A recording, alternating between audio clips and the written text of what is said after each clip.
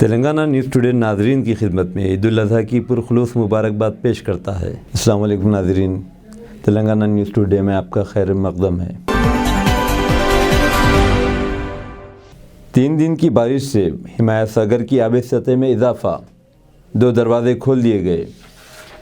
حالیہ شدید بارش کی وجہ سے ہمایت ساگر کی آبی سطح خطرے کے نشان کے قریب پہنچ گئی تھی، جس کے مد نظر ہمایت ساگر کے 2 دروازے نمبر 5 اور دروازے نمبر 10 کھول دیا گیا اور نشیبی علاقوں میں رہنے والوں کو احتیاط برتنے کے لیے حکام نے ایڈوائزری جاری کر دی۔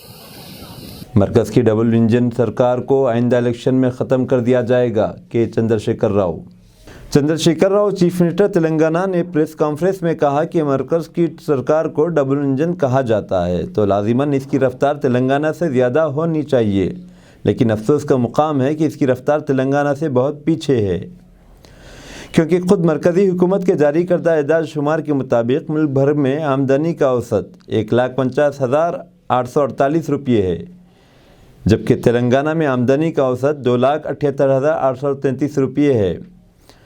اس سے یہ بات ثابت ہو چکی ہے کہ تلنگانہ کی رفتار مرکز سے دگنی ہے۔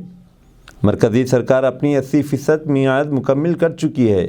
اس دوران اس نے ملک کے اندر مہنگائی کو اضافہ کیا ہے، بے روزگاری میں اضافہ کیا ہے، روپے کی قدر کم ہو رہی ہے، ہر سال لاکھوں لوگوں کو نوکریاں جا رہی ہیں، لیکن ریاست تلنگانہ جس رفتار سے ترقی کر رہی ہے، مرکزی حکومت کی رفتار اسی تیزی سے پیچھے کی جانب گامزن ہے، اور یہ لوگ تلنگانہ میں آ کر تلنگانہ کی برائیاں کر رہے ہیں اور اس کی ترقی کو نظر انداز کرتے جا رہے ہیں اور جو زبان پہ آیا کہہ رہے ہیں، بلکہ ریاست کے ساتھ عدم تعاون کی پالیسی پر گامزن ہے، جس کے سبب ریاست تلنگانہ کو 3 لاکھ کروڑ کا نقصان ہوا ہے،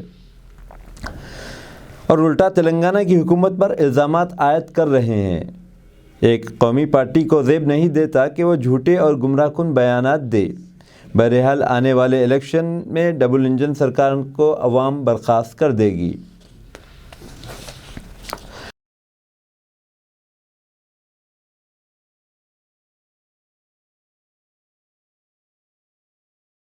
ایٹالہ راجندر نے دعویٰ کیا ہے کہ وہ ریاستی چیف منسٹر KCR کی کمزوریوں کو جانتے ہیں اور میں ہی ان کی حکومت کو ختم کر دوں گا۔ تلنگانہ راشٹر سمیتی سے بھارتیہ جنتا پارٹی میں شامل ہونے والے BJP MLA ایٹالہ راجندر نے چیف منسٹر کے چندرشیکھر راؤ کے خلاف سنسنی خیز انکشافات کیے۔ انہوں نے کہا کہ KCR ہی تھے جنہوں نے حضور آباد میں ووٹ کے لیے نوٹ دیے۔ انہوں نے کہا کہ وہ جانتے ہیں کہ KCR کی حکمت عملی کیا ہے۔ انہوں نے کہا کہ ان کی ذمہ داری ہے کہ وہ بری حکومت کو ختم کریں۔ ایٹالہ راجندر نے ایک بار پھر اپنے انداز میں تبصرہ کیا کہ تاریخ بنانے والے ہمیشہ لیڈر نہیں ہوتے، تاریخ بنانے والے صرف لوگ ہی ہوتے ہیں۔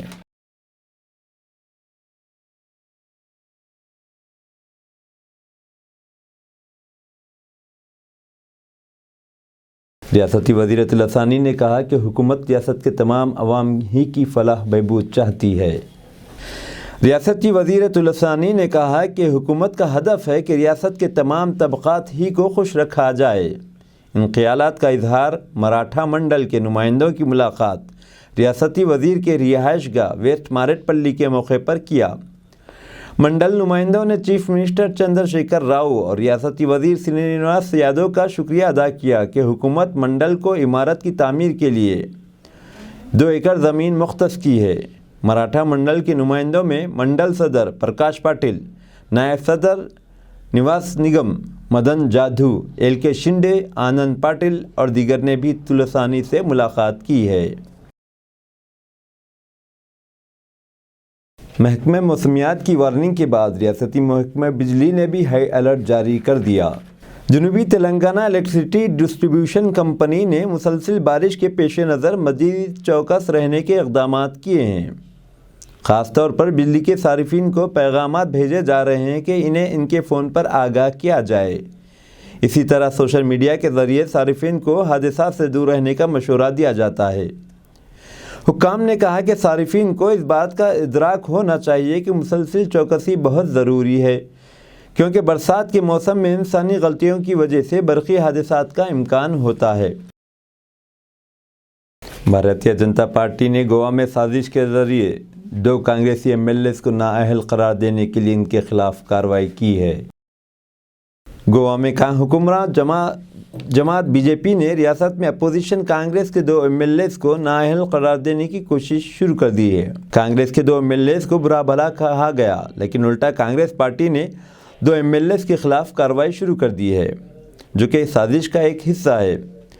گوا اسمبلی میں کانگریس کے 11 MLAs ہیں۔ MLA مائیکل لوبو، ڈگمبر کامت، کیدار نائک، راجیش فالسیائی اور ڈیلسا لالوبو 2 دن سے بھی کم عرصے قبل منعقدہ پارٹی میٹنگ سے غیر حاضر قرار دیے گئے ہیں۔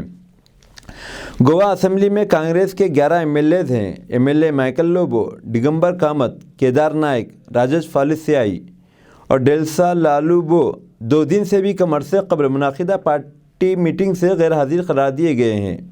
وہ تمام لوگ جنہوں نے اپنے فون بند کر رکھے تھے ناقابل رسائی ہو گئے ہیں۔ اس کے ساتھ یہ خبر آئی ہے کہ 2 MLAs BJP میں شامل ہو رہے ہیں۔ دراصل کانگریس کے 2 ارکان اسمبلی منحرف ہو چکے ہیں، اس لیے کانگریس پارٹی نے انہیں نااہل قرار دینے کے لیے اسپیکر سے مطالبہ کیا ہے۔ لالو پرساد یادو کی صحت میں بہتری۔ حالیہ وصول شدہ اطلاعات کے مطابق بہار کے سابق وزیر اعلیٰ اور RJD پارٹی کے سربراہ لالو پرساد یادو کو بیماری کی وجہ سے دہلی ایمس میں داخل کروایا گیا تھا۔ ان کی بیٹی میسا بھارتی نے کہا کہ ان کی صحت میں کافی بہتری آئی ہے اور انہیں گردے سے متعلق مسائل ہیں۔ کہا جاتا ہے کہ ڈاکٹر مسلسل ان کی صحت کی نگرانی کر رہے ہیں۔ اب انہیں ICU سے خانگی وارڈ میں منتقل کر دیا گیا ہے۔ دراصل لالو یادو چند دن قبل سیڑھیوں سے گر جانے کے سبب ان کے کندھوں پر چوٹ آئی تھی، تبھی سے ان کی حالت بگڑ رہی تھی، لیکن اب صحت بہت حد تک بہتر ہو چکی ہے۔ شیوسینا ممبران کی نااہلی کے معاملے کو آگے نہ بڑھائیں۔ سپریم کورٹ نے پیر کے دن شیوسینا کو حکم دیا کہ وہ مہاراشٹر بحران کے سلسلے میں دونوں زمروں کے MLAs کو نااہل قرار دینے کے معاملے میں مزید کارروائی کو روکے۔ کپل سبل نے، جنہوں نے ادھو ٹھاکرے کی جانب سے دلائل سنے، عدالت کے سامنے لایا کہ سپریم کورٹ نے پہلے کہا تھا کہ باغی لیڈر ایکناتھ شنڈے کے گروپ سے تعلق رکھنے والے 39 MLAs کی نااہلی کا معاملہ 11 جولائی کو لیا جائے گا۔ سپریم کورٹ نے اس کیس کا فیصلہ ہونے تک کسی کارروائی کو آگے نہ بڑھانے کی ہدایت دی ہے۔ مشرقی وسطی میں جو نیا طاقت کا توازن ابھر رہا ہے، اس سے ترکی کو مزید دلدل میں گھسیٹا جا سکتا ہے۔ مشرقی وسطی میں جو نیا طاقت کا توازن اٹھ رہا ہے، وہ شاید ترکی کو بہت سے دوسرے ممالک سے زیادہ متاثر کرے گا۔ اس کا آغاز روس کی جانب سے شام سے اپنی افواج کے کچھ حصے کو یوکرین کے علاقے ڈبناس سے ہوا۔ منتقل کیے جانے والے فوجی یونٹوں کے درست اعداد و شمار کا اعلان نہیں کیا گیا، لیکن اس سے شام میں روس کی فوجی موجودگی پر کوئی اثر نہیں پڑے گا۔ ایسا معلوم ہوتا ہے کہ روس نے اپنے خالی کردہ علاقے کا کچھ حصہ ایرانی حمایت یافتہ حزب اللہ کو دے سکتا ہے۔ ماسکو ایران کے ساتھ کئی شعبوں میں شراکت داری نبھا رہا ہے۔ علاوہ ازیں شام میں روس ایران کے ساتھ اتحادی ہے۔ اسرائیل کے F-16 طیاروں نے شام کے علاقوں میں حملہ کیا ہے۔ اس حملے سے قبل ترکی نے اعلان کیا تھا کہ وہ شام کے شمال میں ایک نیا فوجی آپریشن شروع کرنے کا ارادہ رکھتا ہے۔ مشرقی وسطی کے محتاط مبصرین کے مطابق ایک فوجی مشق اسرائیل کے زیر قبضہ گولان کی پہاڑیوں کے قریب ایک علاقے میں کی گئی تھی، لیکن اسے شاید ہی اسرائیل کے لیے ایک پیغام کے طور پر سمجھا جا سکے۔